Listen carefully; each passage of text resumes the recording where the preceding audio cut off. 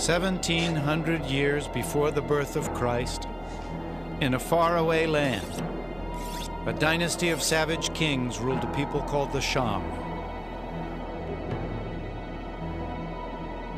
Legends tell of barbaric sacrifices, thousands slaughtered by royal decree.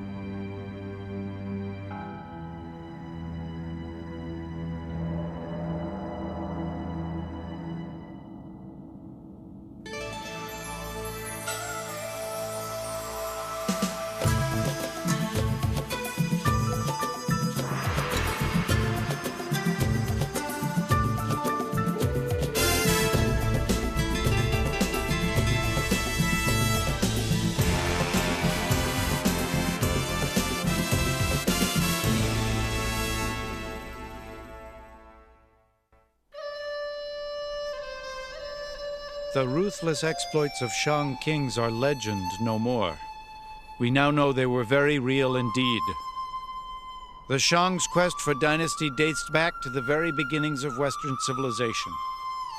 Here, isolated in the East, the most remote of ancient civilizations was flourishing, in a land called China.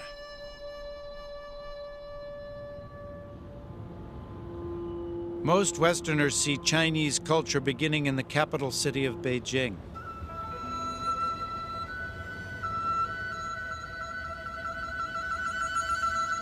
Here, within the walls of the Forbidden City, the destinies of countless peasants were decided by a succession of all-powerful emperors. But for Harvard University's Robert Murachik, China's emperors were heir to a much older tradition. A tradition born of power, human sacrifice, and the mysterious rites of the Shang. The early dynasties of the Bronze Age in China were mentioned in great detail in the ancient texts from the Zhou and Han dynasties, but they were mentioned in almost a legendary way. The Shang dynasty moved from the stuff of legend to the stuff of archaeological fact with the discovery of oracle bones and their excavation at the very important Shang capital near Anyang.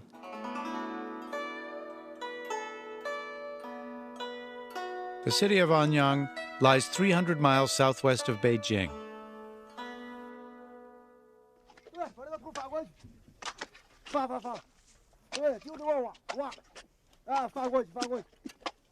Here in 1928, Chinese archaeologists made an extraordinary find.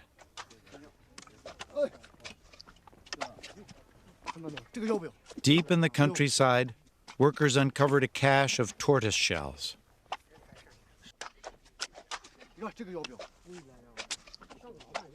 The shells were covered with mysterious inscriptions, strange prophecies written in ancient Chinese characters.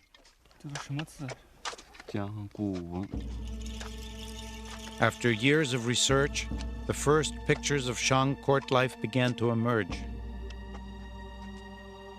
4,000 years ago, royal priests used heat to crack the shells, then interpreted the cracks, predicting the outcome of a battle, the birth of a prince, or the success of a great hunt. The shells also listed the names of Shang kings.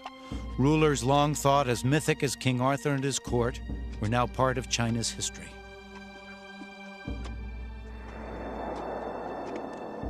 The discovery inspired the Chinese to widen their search.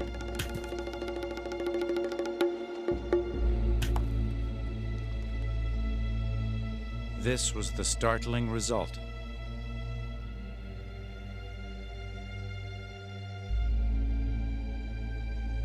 Archaeologists at Anyang discovered a series of royal Shang mausoleums. On ramps that led to the tombs, excavators were greeted by welcoming parties of headless skeletons. The missing skulls were found inside the grisly sanctuaries arranged in mysterious patterns. Some 1,300 years before the birth of Christ, Shang kings built their empire on a foundation of human sacrifice. Critical to Shang religion was the belief that sacrificial offerings had to be made to the deities or the ancestral spirits. This was the source of their wisdom. In order to obtain this wisdom, the Shang were required to present sacrifices to their ancestors. The sacrifices included meat offerings, wine offerings, hence the huge numbers of bronze ritual vessels that we find.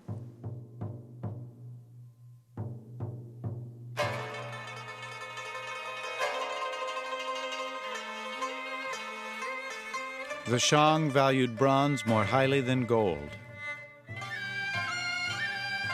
In these vessels, the kings would offer tribute to their gods, and royal control over the resources that each bronze required was absolute. They were a symbol of the divine right of Chinese kings that would, in later years, be called the mandate of heaven.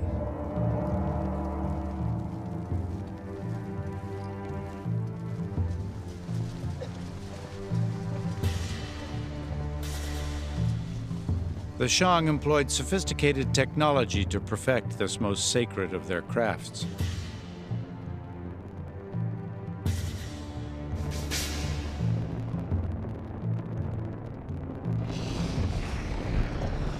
While Mediterranean artisans were only beginning to experiment with metals, the Chinese had already elevated bronze casting to an art.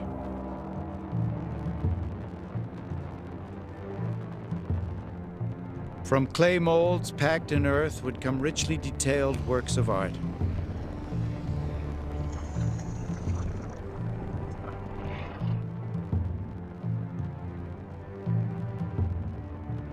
Shang bronzes were covered with symbols of haunting terror, but these powerful rulers were also capable of intimacy.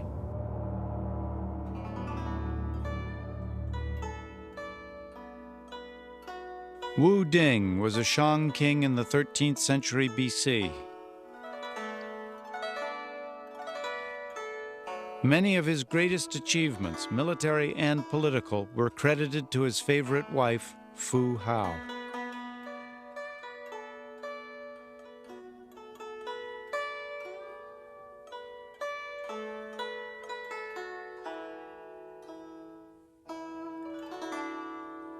In peace, she provided over rituals dedicated to the spirits and royal ancestors.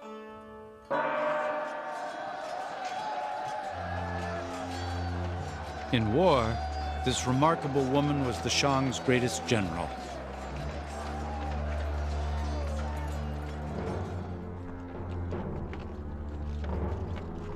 She led an army of 13,000 warriors into battle against 2 enemy clans, defeating both in great victories for the Shang.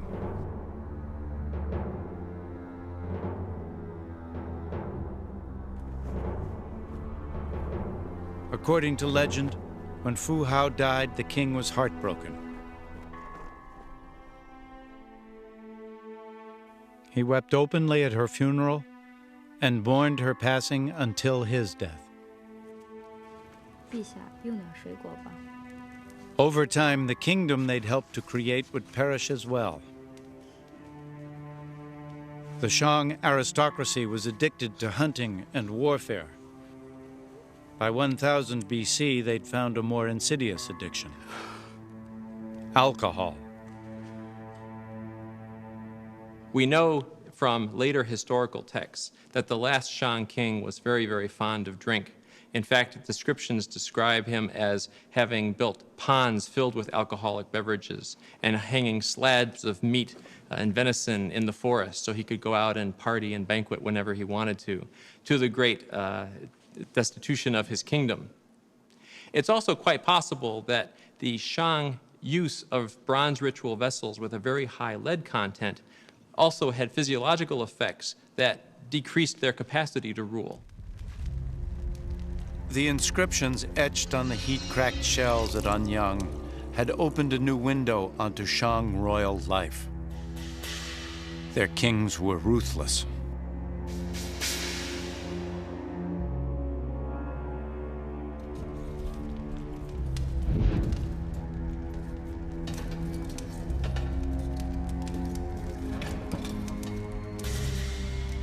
One, Dicine, was said to have invented hideous tortures. Hot coals were poured into a hollow cylinder and victims seared to death.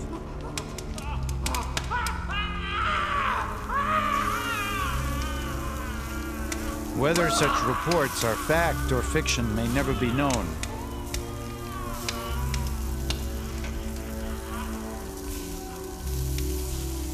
It is known that Dicine was not alone in his quest for dynasty.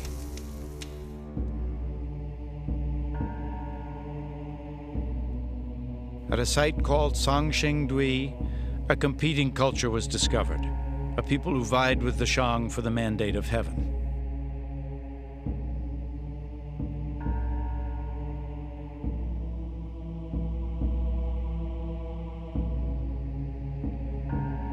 These Songshengdui masks were found smashed to pieces, part of a mysterious ritual.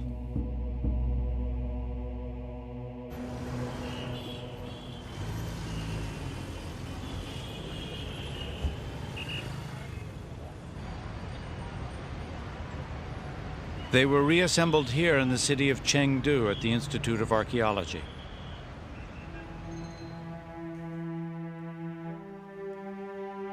Over 5,000 fragments were pieced together to restore this colossal 9-foot bronze.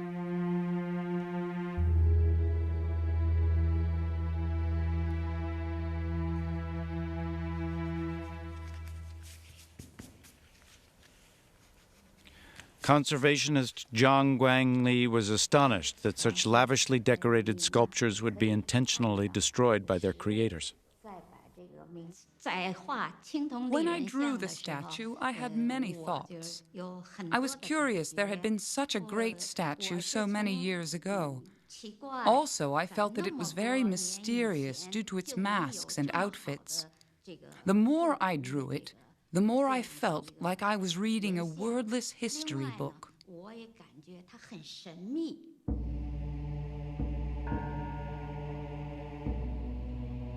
These once shattered masterpieces seem to be evidence of a more sober approach to power.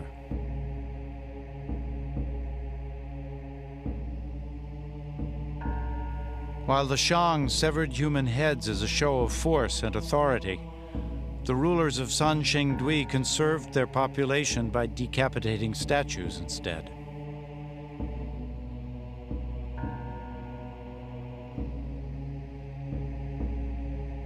But kings rich enough to commission such extravagant bronzes were also capable of mustering formidable armies.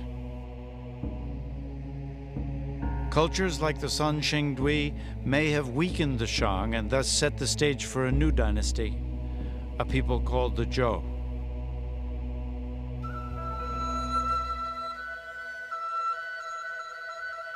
A 1,000 years before the birth of Christ, 300 years before the founding of Rome, Zhou culture flourished. They established their empire from a capital near the present-day city of Xi'an.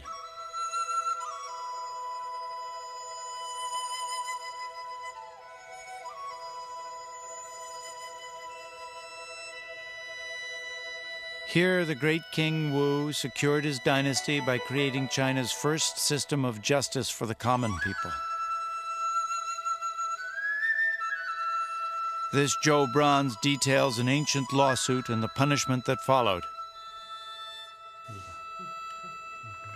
The inscription is interpreted by Dr. Han Wei at the Shaanxi History Museum. There was a man who was accused of slandering his master. The judge ordered that his crime would be written on his face with special ink, but the sentence was reduced to 500 pieces of bronze and 500 lashes of a leather belt.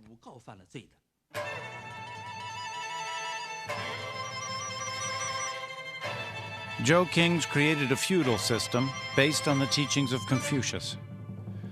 The king was considered a father figure who entrusted relatives with vast tracts of land. Soon these nobles raised armies of their own and a struggle for dynasty began.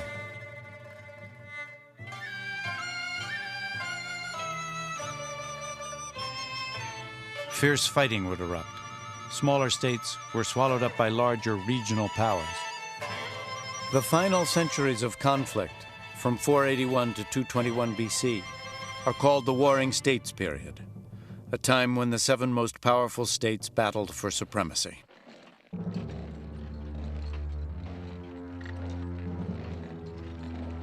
Armies of thousands were drafted from peasant populations. Enormous resources were allocated to training raw recruits and developing new weapons. Crossbows were developed some 13 centuries before they appeared in Europe. The Chinese weapon was armed with a sophisticated trigger mechanism.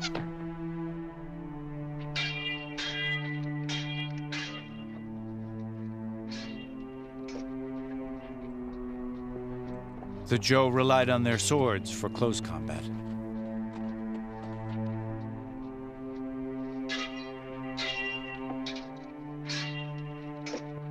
But when all else failed, they resorted to psychological warfare.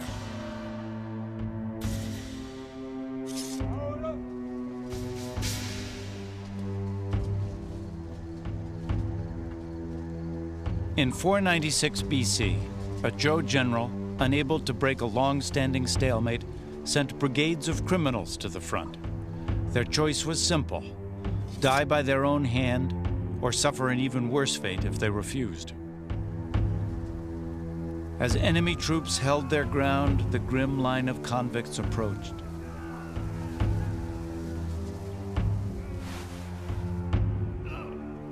As the soldiers watched in astonishment, the convicts committed suicide.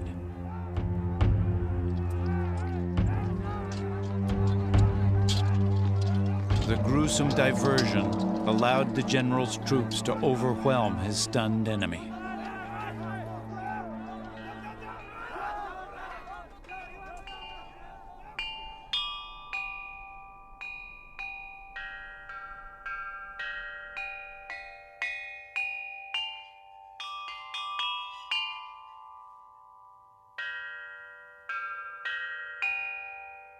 The Warring States period was a time of both ruthless destruction and inspired creativity.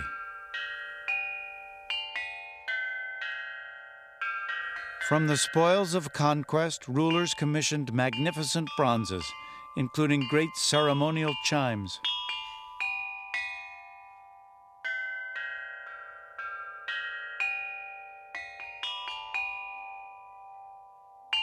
Jade pieces were in constant demand and symbolized the power and majesty of the noble ranks.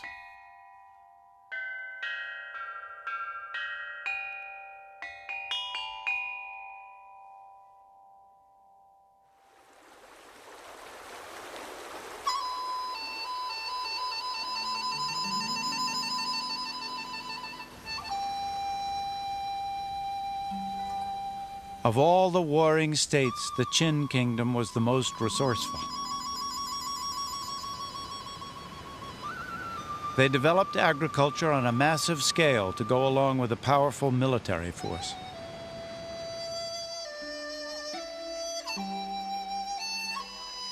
"250 years before the birth of Christ, a maze of dams, canals, locks, and waterways transformed the heart of central China.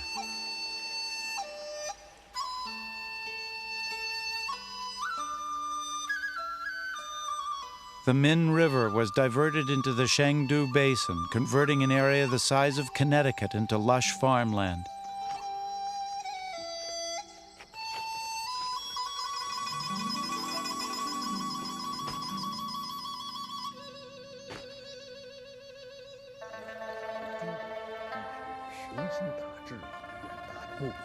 Qin leaders could now support a growing civilian population and feed their military machine as well.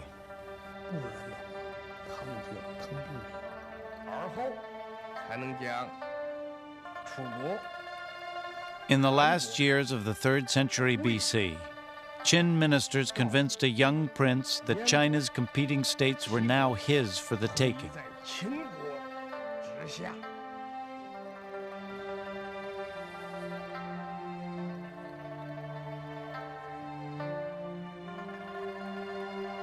The prince followed their advice and became the most powerful ruler in the world, son of heaven, lord of all things under the sky, first emperor of China, Qin Huangdi.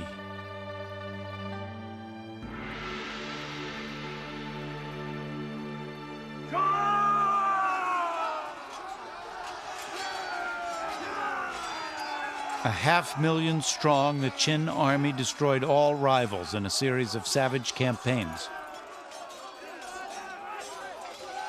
Under the Qin system, even the lowest commoner could raise his rank and social status based on the number of heads he cut off in battle. In one conflict alone, 450,000 enemy soldiers were captured.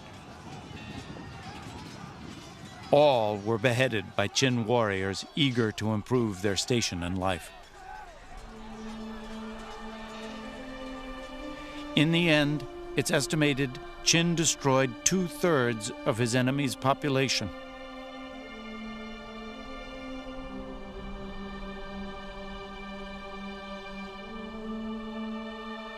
The first emperor succeeded where none before him ever had. He unified China. But the struggle to preserve it was just beginning.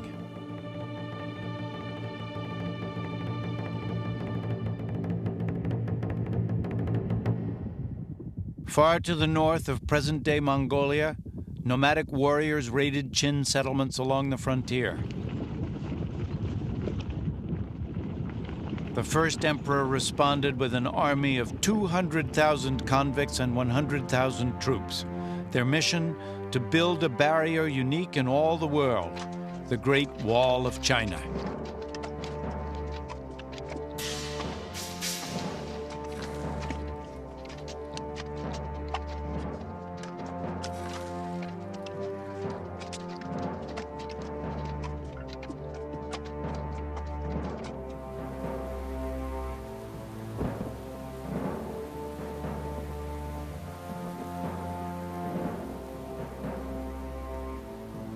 Over the course of 10 arduous years, thousands of men perished from exposure and fatigue.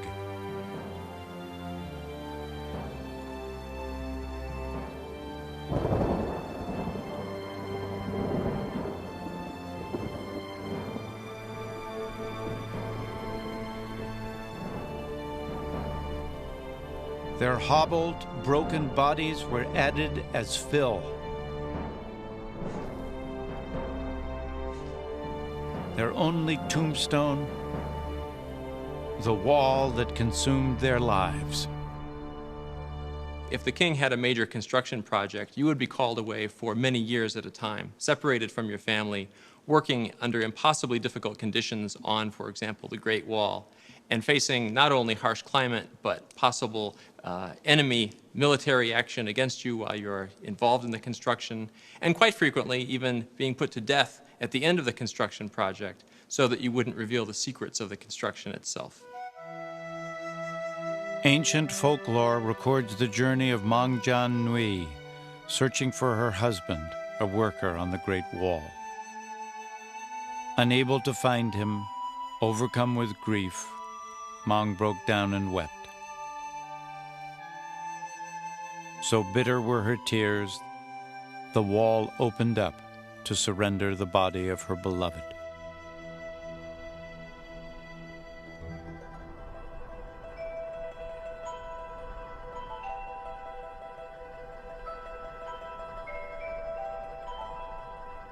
The Great Wall of China was a monument to dynastic might. It stretched from the lowest deserts to heights of over 6,000 feet. Sections of new wall connected barriers built by earlier dynasties to create a wonder that spans 2,600 miles. It's even visible to astronauts in space. The Great Wall stood as a warning to outsiders that China was at last a unified kingdom. Qin now moved to secure his power from within, purging all political enemies. The old feudal system of landed nobility was eliminated. Their private armies disbanded. When Qin became the emperor, he abolished the nobility and established a state system where he concentrated all power into the central government. States had no independent military or financial capacity. He was not about to follow the path that led to the end of the Zhou dynasty.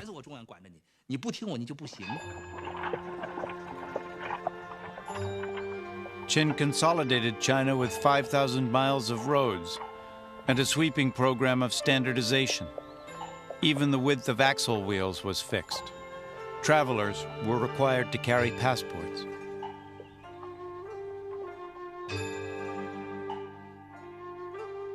Rival states once issued coins of all shapes and sizes.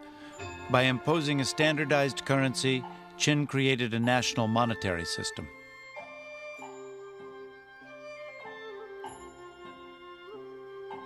The written language was standardized as well, allowing the first emperor's edicts to flow quickly and easily to the farthest points of his realm.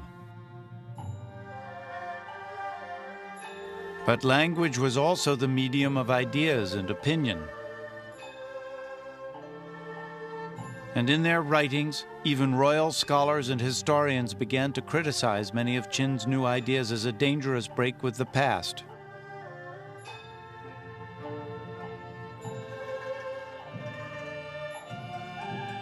Qin's Grand Counselor Li Se once observed that the well-fed rodents in the royal granaries were more aggressive than those in the streets. Later, he would wonder if too much knowledge might feed insurrection. Such thoughts prompted a ruthless decision.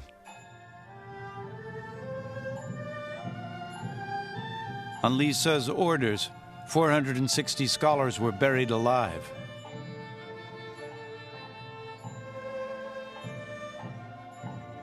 Vast collections of histories, poems, and thought were destroyed. The civilization that gave the world paper and print would also conduct history's first book burning. But opposition to Qin only intensified. After 3 assassination attempts, Qin lived in heavily guarded seclusion. China's first emperor became obsessed with the search for a magic potion to shield him from death.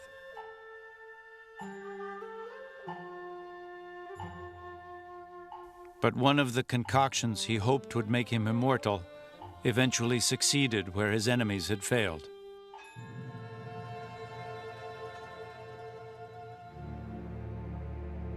Qin died in 210 BC.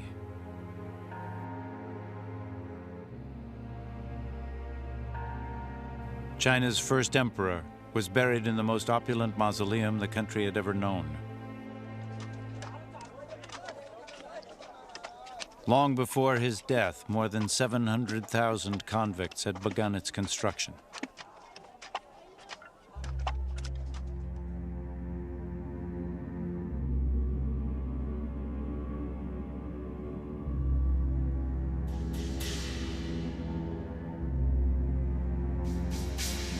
It's said that precious jewels adorned the tomb ceiling, depicting the sun, moon, and stars of the Chinese sky.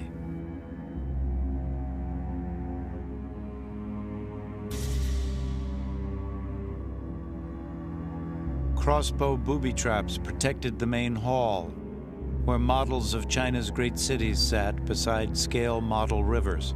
Filled with mercury, they flowed into a miniature ocean. To conceal the site of Qin's tomb forever, all who knew its secrets were sealed within its walls.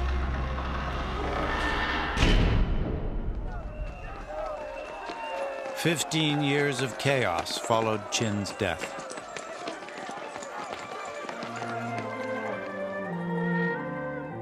In 206 BC, a new dynasty called the Han rose to power.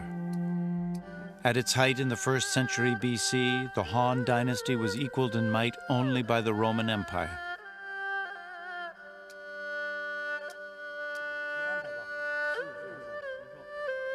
But its fifth emperor, Wu Di, knew that even the Great Wall would not protect his kingdom forever.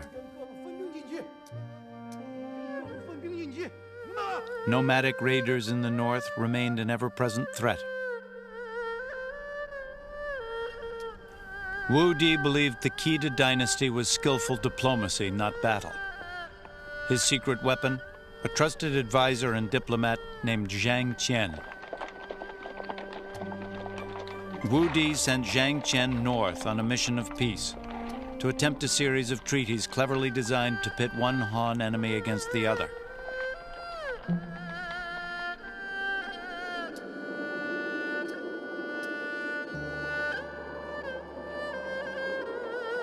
Midway in his mission, Zhang Qian was captured and given up for dead by the emperor.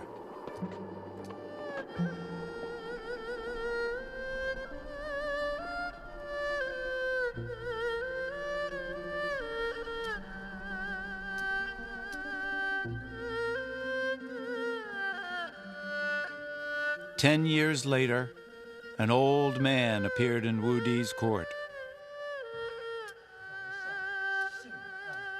Zhang Qian, the faithful diplomat, had survived. The courageous servant recounted his 10-year odyssey, including a startling discovery he'd made in his travels. Zhang Qian had escaped his captors and fled as far west as Afghanistan.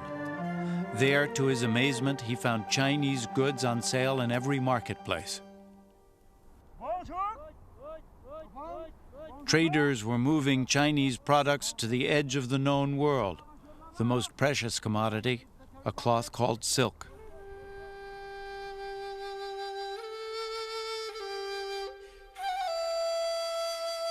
Wu Di listened in disbelief as Zhang Qian described how Chinese merchandise was transported along a network of rough trails called the Silk Road.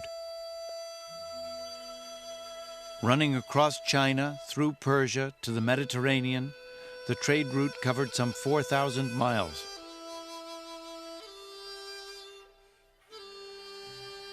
Bales of the finest Chinese silk were being traded on the streets of imperial Rome.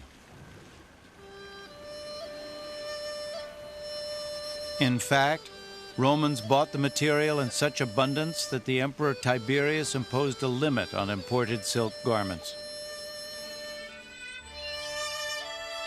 In China, silk was the fashion of choice for officials whose fortunes had blossomed during the Han Dynasty.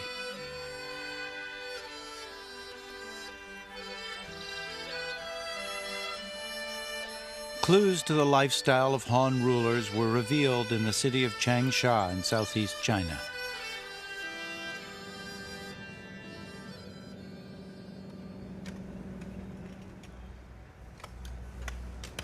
In 1971, workers digging a bomb shelter smelled gas.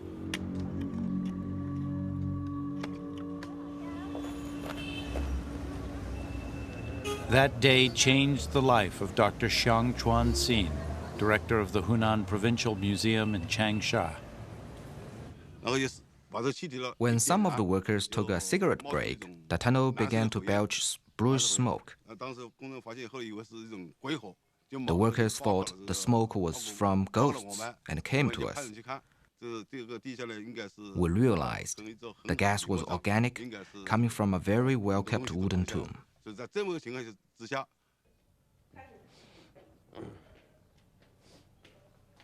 Xiang directed a painstaking excavation and uncovered 3 gigantic coffins made of solid wood slabs. This coffin was used by ancient nobles. Its formation is huge. The wood was not cut by saw, but cracked into pieces. These coffins had been buried underground for over 2,000 years. Only nobles could use them. There were also many objects found in the coffins.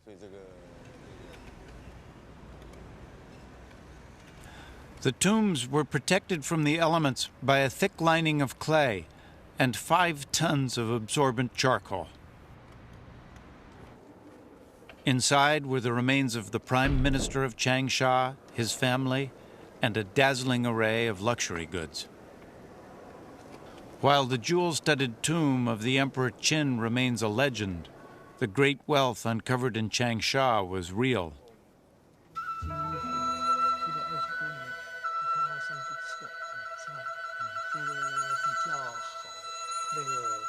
More than 100 pieces of elegant, mist-like silk were found in perfect condition.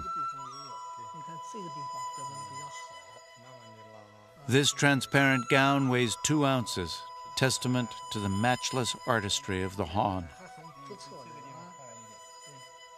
Silk was also the medium for imperial map makers.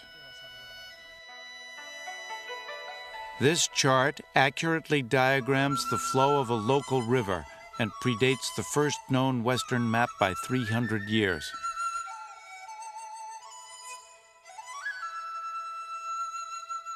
Most stunning of all were the silks of Lady Xin, wife of the Prime Minister.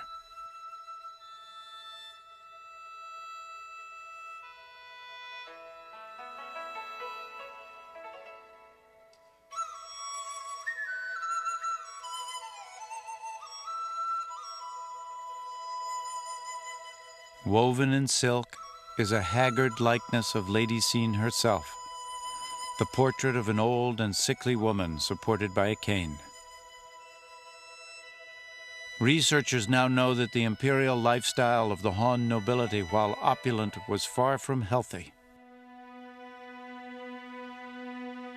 Remains found in the tombs reveal a fatty diet rich in meats and seafoods.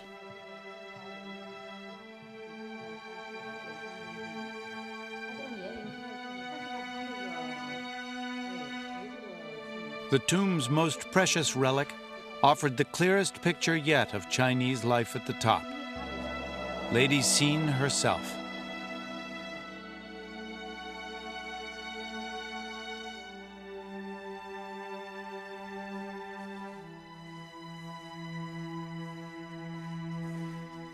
Buried for 21 centuries, she showed few signs of decomposition. Her skin, pampered in life, was still smooth and pliant. Chinese researchers could now produce the first modern medical profile of the Han ruling class. Lady Xin's lungs were scarred by tuberculosis. She suffered from intestinal parasites, and a ruptured disc explained the walking stick.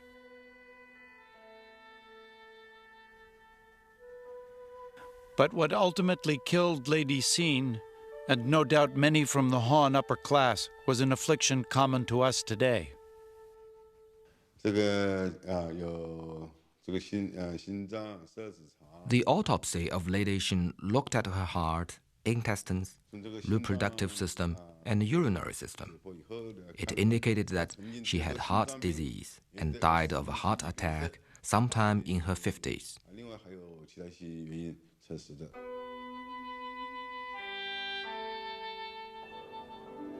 The treasures of Changsha reveal the wealth of the Han nobility, but the fortunes of a prime minister were pocket change compared to the vast riches of China's emperors.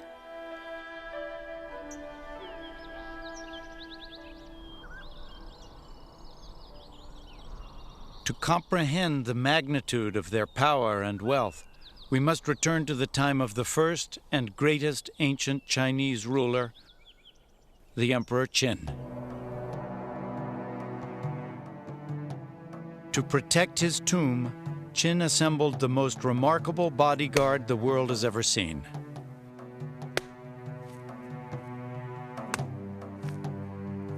No one knows how many artisans labored on this astonishing achievement, but estimates range in the thousands.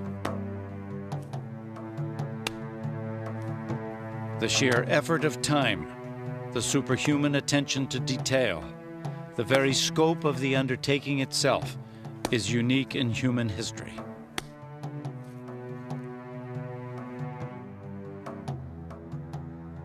On secret orders, an assembly line of subjects and artisans labored for decades to create an escort for the emperor's ascent into heaven.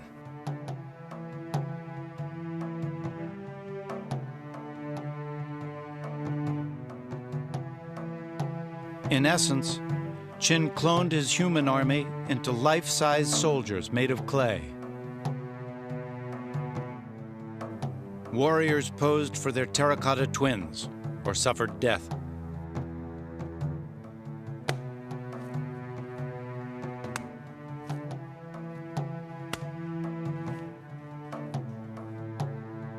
But this great army, created in their own image, was destined for defeat.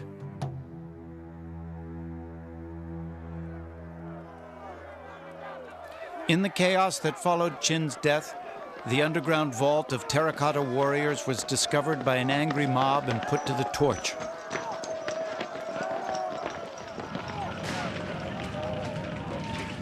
The roof timbers gave way, sealing the soldiers deep within the earth, seemingly forever.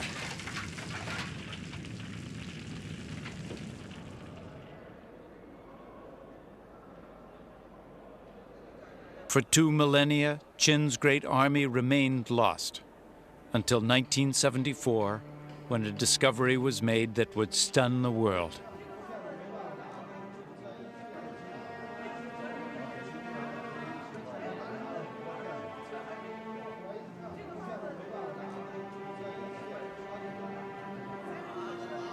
A group of laborers outside the city of Xi'an stumbled upon Qin's escort to the afterlife.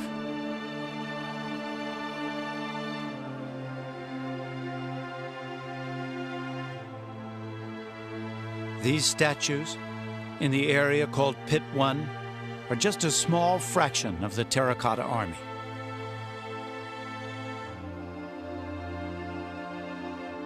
It's estimated thousands more warriors remain hidden in the earth.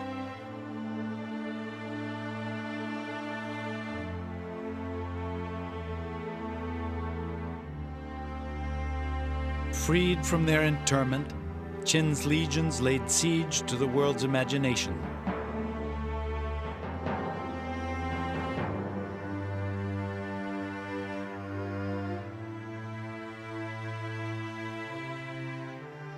Dr. Yuang Chongyi is director of the Museum of Terracotta Warriors. I came here as soon as the terracotta warriors were discovered by some peasants who were digging a well. The more we excavated, the more things came out. Over 6,000 terracotta horses and soldiers were discovered in pit number 1. Many of us got together and started drinking to celebrate our excitement.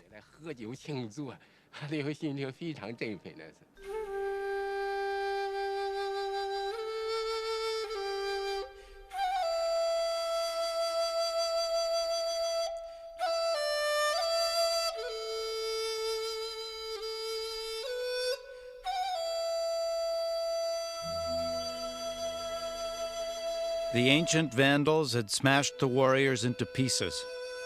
With every figure unique, restoration is an arduous task.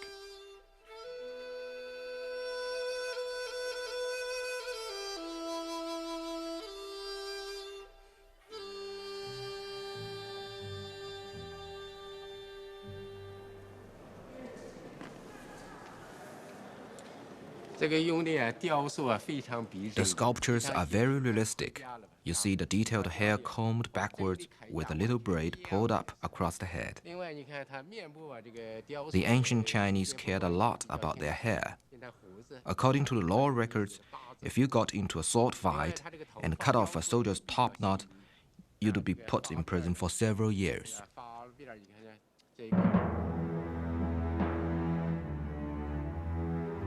While the Roman Empire was content with an army of 100,000, the Qin amassed a military 6 times as large. The replica warriors of Xi'an reveal the look of Qin's troops in battle. The statues were buried in combat formation, giving researchers a haunting glimpse of dynasty on the march. The terracotta pit is arranged in a rectangular lineup. In the front is leading edge of the battle array. The main body is made of a 38-column formation. There is a guarding column on either side, and a row of guards facing to the back in the rear. Its organization is like a huge rock. When the Qing attack, enemies are broken into pieces, just like little eggs.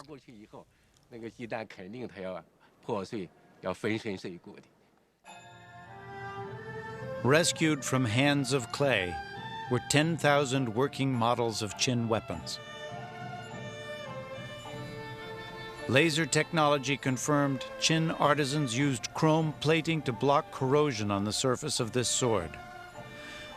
Today, its blade remains so sharp it can only be handled with protective gloves.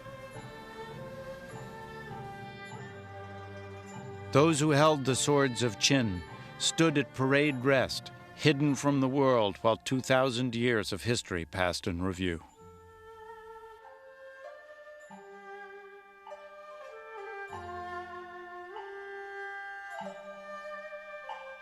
More than 200 emperors would follow Qin, ruling until the turn of the 20th century.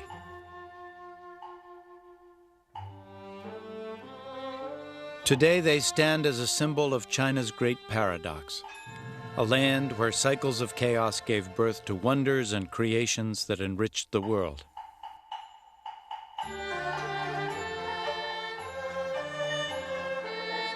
Under Qin's harsh rule, the Chinese refined the cultivation of rice and millet, crops that today sustain over half the world's population. During the Warring States period, jade prospectors combed the wilderness, guided by the world's first primitive compass. Without the Chinese compass, without their creation of paper and printing, without their refinements to map-making and their invention of the ship's rudder, Europe's discovery of the New World would have been impossible.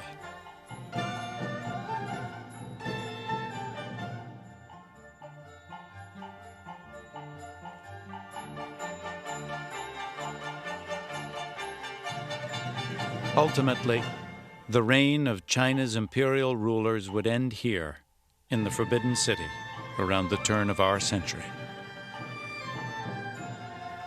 In 1908, at the age of 3, Puyi became China's last emperor. 3 years later, he was dethroned, and China became a republic.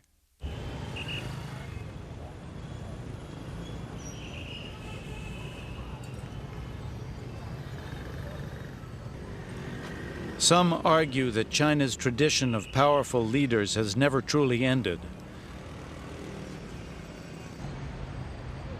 and that more uncertainties await in the century to come.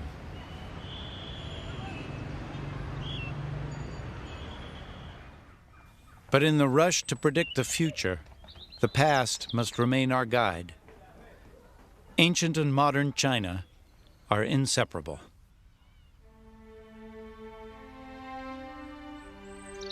Over the past 4,000 years, while other civilizations have collapsed and vanished, the Chinese have continued to adapt and to survive. Despite countless wars and a century of revolution, it is the continuities that endure.